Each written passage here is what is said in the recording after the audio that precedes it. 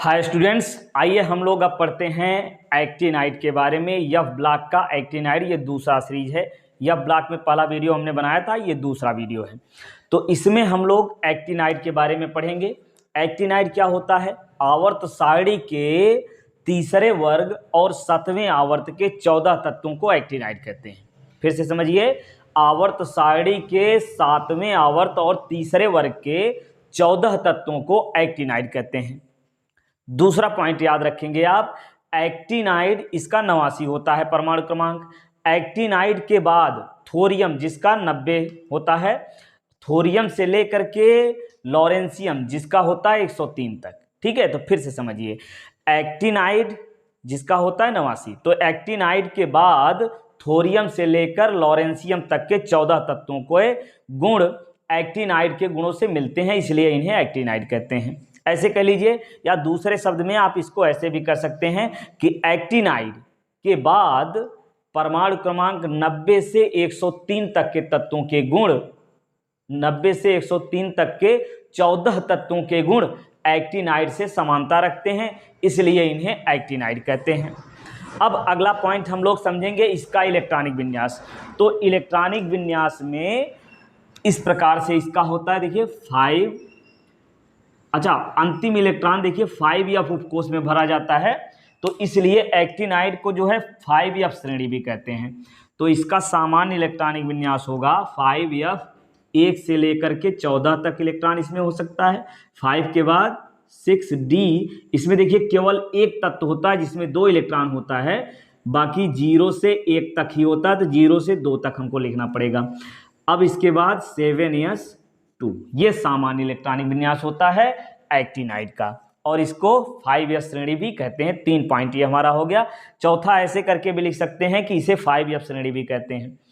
ठीक है, पहला फिर से समझिए, आवर्त सारणी के तीसरे वर्ग और 7वें आवर्त के 14 तत्वों को एक्टिनाइड कहते हैं। और दूसरा, एक्टिनाइड के बाद थोरियम से लेकर लॉरेंशियम तक के तत्वों 14 तत्वों के गुण एक्टिनाइड के गुणों से समानता रखते हैं, इसलिए इन 14 तत्वों को एक्टिनाइड कहते हैं। सामान्य इलेक्ट्रॉनिक विन्यास ये होता है तीसरा पॉइंट। और चौथा पॉइंट ऐसे करेंगे कि 5f श्रेणी, अंतिम इलेक्ट्रॉन 5f उपकोष में भरा जा रहा है, इसलिए इसे 5f श्रेणी भी कहते हैं।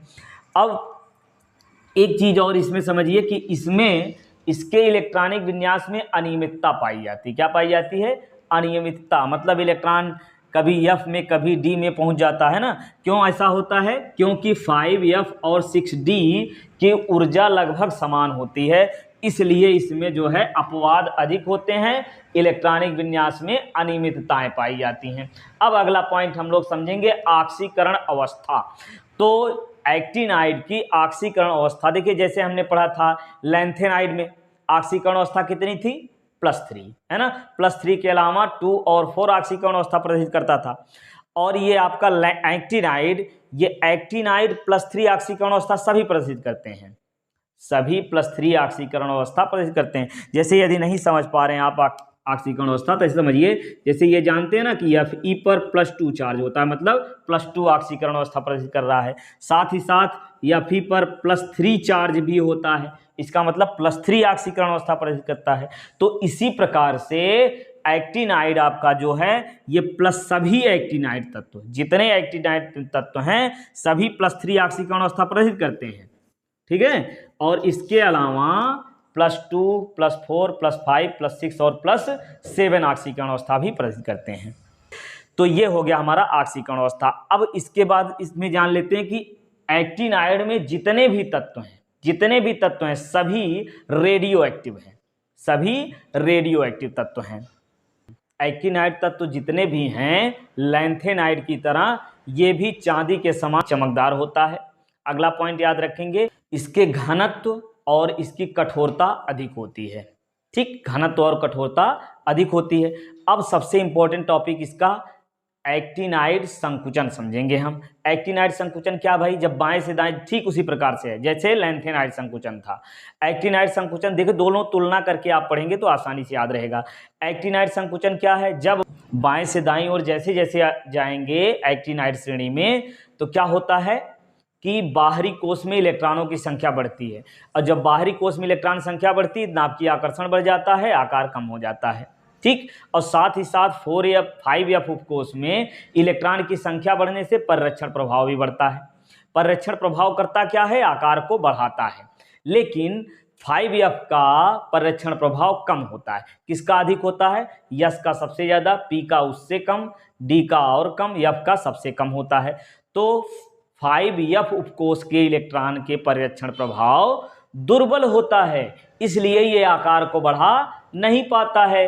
नाभिकीय आकर्षण तो बढ़ ही रहा है जो कि आकार को कम कर देता है, इसलिए बाएं से दाईं ओर जाने पर आकार में कमी होती है। इसी को एक्टिनाइड संकुचन कहते हैं। अब अगला ये प्रश्न है एक्टिनाइड संकुचन और लैंथेनाइड संकुचन में कौन सा ज्यादा होगा?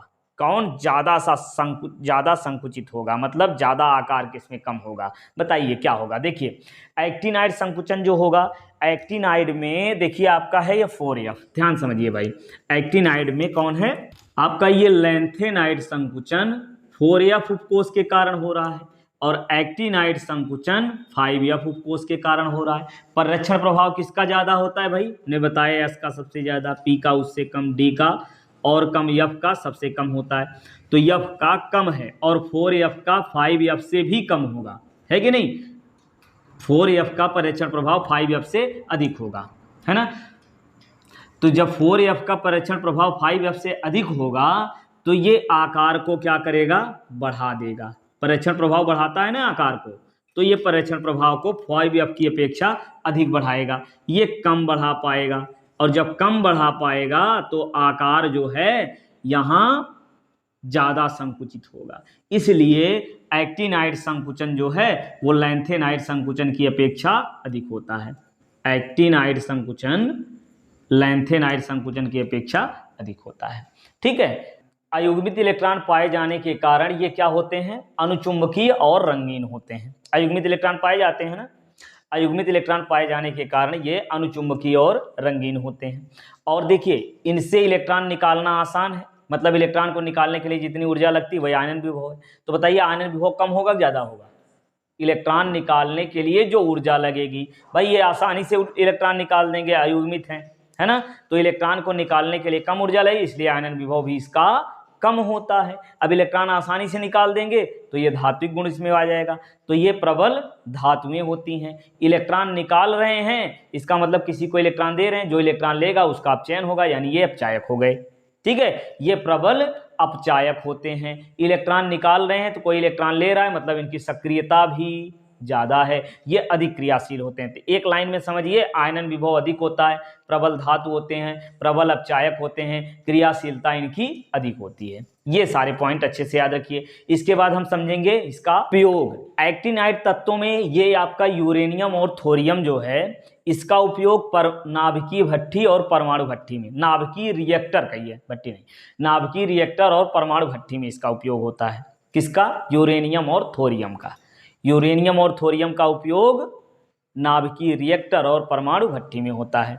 और थोरियम, ये थोरियम का उपयोग गैस के मेंटल के रूप में होता है। गैस मेंटल आप लोग जानते होंगे नहीं, ये गैस ये आता है जो है उसको जलाया जाता है तो उसमें मेंटल लगाया जाता है, ये जो है ये जाली की तरह होता है, इसको जलाया जाता है ना।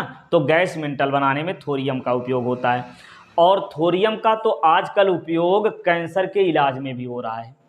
थोरियम का उपयोग कहाँ हो रहा है आजकल? कैंसर के इलाज में हो रहा है। ये तीन मुख्य उपयोग आप याद रखिए, बहुत पर्याप्त है। अब इसके बाद हम लोग समझते हैं लैंथेनाइड और एक्टिनाइड में क्या समानताएं हैं, दोनों में कौन कौन सा गुण एक समान है, ठीक है। तो बताइए, आप लोग पढ़ चुके हैं क्या समानता है, बताइए। ऑक्सीकरण अवस्था में क्या समानता है दोनों में? दोनों +3 ऑक्सीकरण अवस्था प्रदर्शित करती हैं।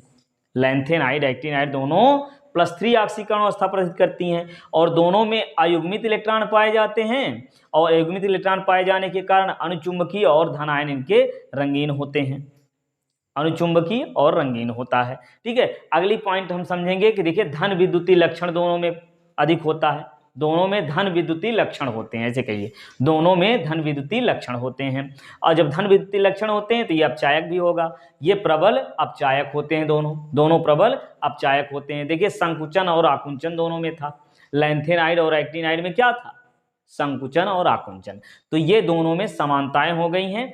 अब इसके बाद दोनों में अंतर, छोटा सा वीडियो, दोनों में अंतर पूरा निचोड़ एक ही वीडियो में, अगले वीडियो में हम मिलेंगे। चलिए पढ़ते रहिए, मिलते हैं नेक्स्ट वीडियो में।